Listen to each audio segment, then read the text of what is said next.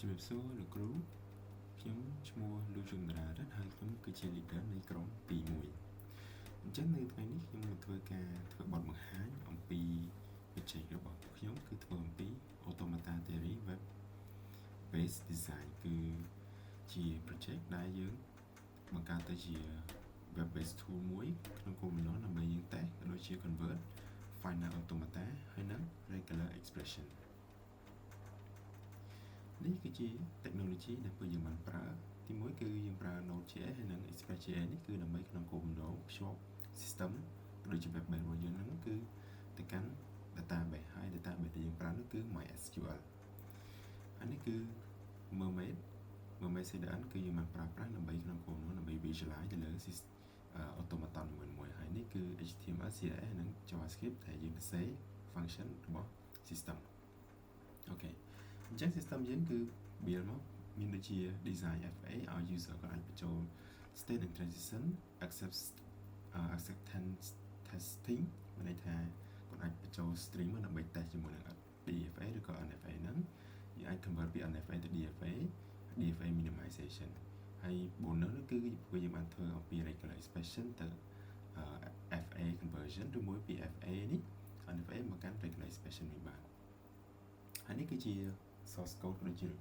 function មួយចំនួនដែលវាបានសរសេរទីមួយគឺ classify automaton អញ្ចឹងការ classify នេះគឺនៅពេលដែលយើងបញ្ចូល state ហើយយើងអាច classify បានថាវាជា NFA ឬក៏ជា DFA អញ្ចឹងក្នុងឧទាហរណ៍នេះខ្ញុំបានលើកអំពី string ដែលចាប់ផ្ដើមដោយអក្សរ AB បញ្ចប់ដោយអក្សរ BA នេះគឺជា NFA ហើយនេះគឺជា DFA របស់វាអញ្ចឹង NFA នេះវា test នៅពេលណាដែរវាសាក test សិនបើសិនជា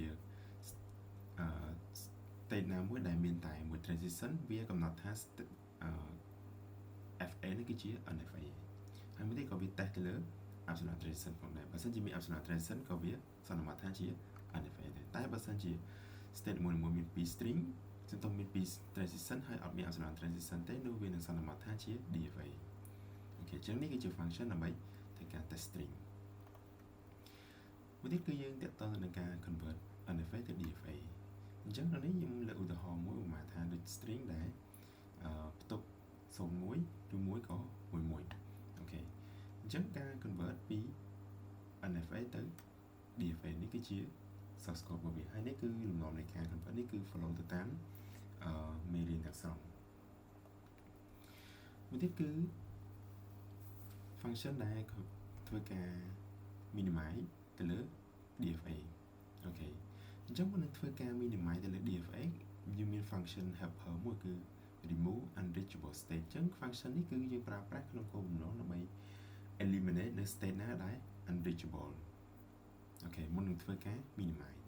ហើយបន្តមក function នេះគឺជា main function តែម្ដងដើម្បីធ្វើការ minimize ទៅលើ DFA ឲ្យទៅជា minimize DFA អូខេហើយការ convert នេះគឺយើងប្រើប្រាស់រូបមន្តសម្រាប់ការ minimize យើងប្រើប្រាស់រូបមន្ត Hargrove algorithm អូខេ Hargrove algorithm នេះខ្ញុំនឹងធ្វើការបញ្យល់នៅពេលដែលយើងធ្វើការ demo ទៅលើ system តោះហើយចុងក្រោយនេះគឺការ convert ពី regular expression ទៅ NFA អញ្ចឹងក្នុងនេះខ្ញុំប្រើប្រាស់រូបមន្ត Thomson construction algorithm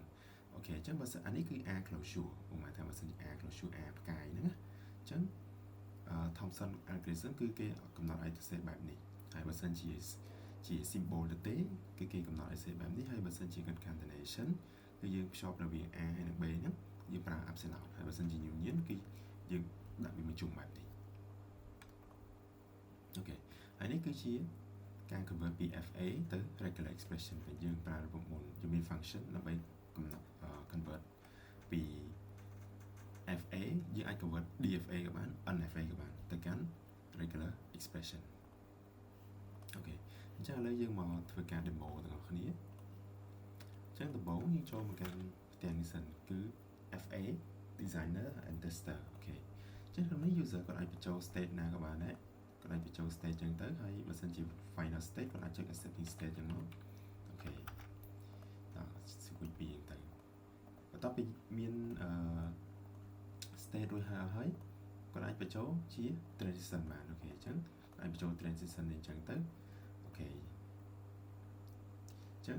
បន្តមកគាត់អាច save ប៉ុន្តែនៅក្នុងនេះខ្ញុំអត់ ធ្វើការចាំបាច់ save អីទេខ្ញុំនឹងធ្វើការតេស្តទៅលើ system នឹងតែម្ដងដោយសារពេលយើងមានខ្លីដែរអូខេអញ្ចឹងក្នុងនេះដោយសារតែខ្ញុំបាន save ទុក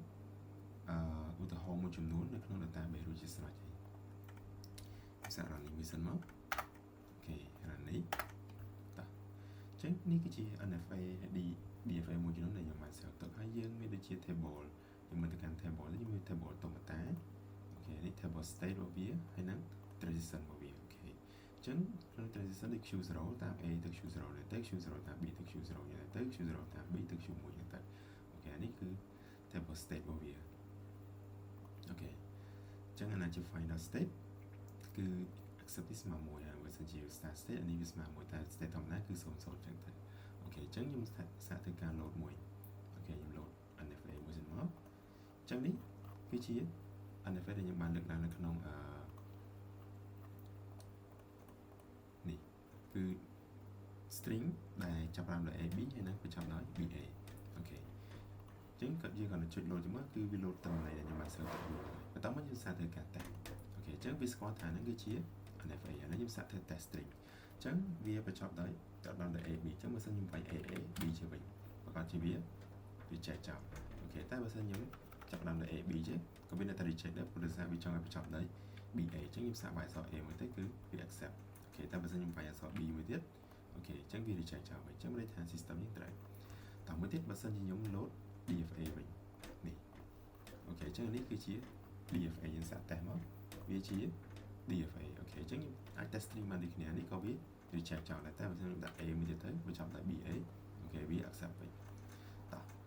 ឥឡូវយើងមកមើលការ convert NFA ទៅ DFA វិញម្ដងអូខេអញ្ចឹងខ្ញុំ load NFA នេះមកវិញបន្តមកខ្ញុំចុច convert បាច់អូខេអញ្ចឹង system របស់យើងនេះគឺវាមានលក្ខណៈពិសេសត្រង់ថាយើងមាន process ដើម្បីឲ្យ user គាត់មើលតែម្ដងអញ្ចឹងនៅពេលដែល user គាត់ប្រើ system នេះគាត់អាចមើលឃើញថាពីរបៀបនៃការ convert ពី NFA ទៅ DFA នេះគឺ follow ទៅតាមដំណងនៅក្នុង media ទាំងស្រុងហើយខ្ញុំសូមបញ្ជាក់ម្ដងថាមុននឹងវា convert នេះគឺវាកណនី epsilon transition រួចហើយរួចជាស្រេចហើយគឺនៅត្រង់នេះវាមាន function មួយដើម្បីឲ្យនៅពេលដែល user គាត់បញ្ចូល state បញ្ចូល transition ទៅគឺនៅក្នុង function នេះវានឹងកណនី epsilon transition ហើយរួចស្រេចតែម្ដងអូខេអញ្ចឹងនេះជាតារាងសង្ខេបហើយនេះវានឹងធ្វើការ convert ពី NFA ទៅ DFA អូខេ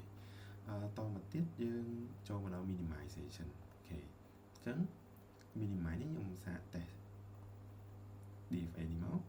អូខេអញ្ចឹងនេះខ្ញុំបានទៅសេចំពោះ minimization មួយនេះគឺនេះវាជា string ដែលបន្ទុក01ហើយនឹង11អូខេអញ្ចឹងនេះឥឡូវខ្ញុំសាកចុច convert ឲ្យសំទោ minimize វាមកអញ្ចឹងនេះគឺជារូបមន្ត Hawcroft ហ្នឹងគឺគាត់ឲ្យចាប់ state ដែលជា final state ដាក់ក្នុងមួយក្រុមទៅហើយ state ណាដែលមិនមែនជា final state គឺដាក់ក្នុងមួយក្រុមបន្ទាប់មកគឺយើងស្វែងរក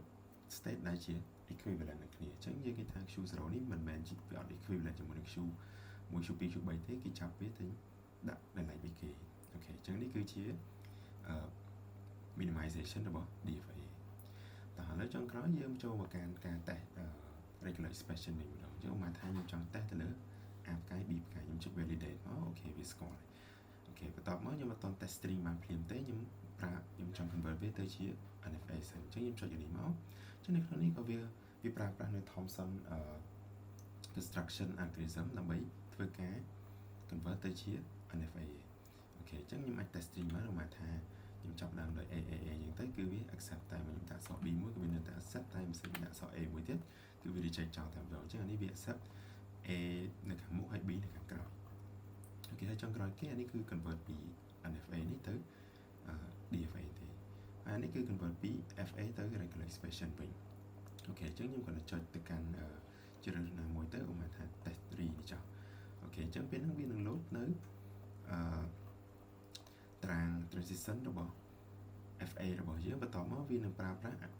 state elimination អញ្ចឹង state elimination នេះគឺប្រើប្រាស់នៅ until lemma ដើម្បីធ្វើការគណនា function នីមួយៗអូខេអញ្ចឹងបន្ទាប់ពីវាគណនានីមួ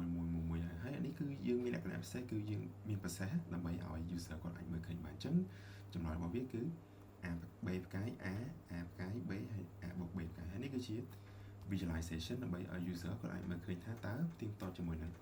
regular expression này việc kiện này cứ trầm trời đại được tệ chẳng b cái ở đây thay vì lục b cái lục hay mà trình b mỗi cứ về tờ mốc a cái về lục ok hay mà trình b về tờ một tiết hay mà tờ mỗi state trong cái kỹ xâm thô ở final state nó biết cứ này chương trình b cứ về tờ final state nên hay mà sân trình a trình b tiết cứ đúng một phải final state tại đây ok chẳng trong pua presentation របស់ខ្ញុំគឺមានតែប៉ុណ្ណឹងសូមអរគុណ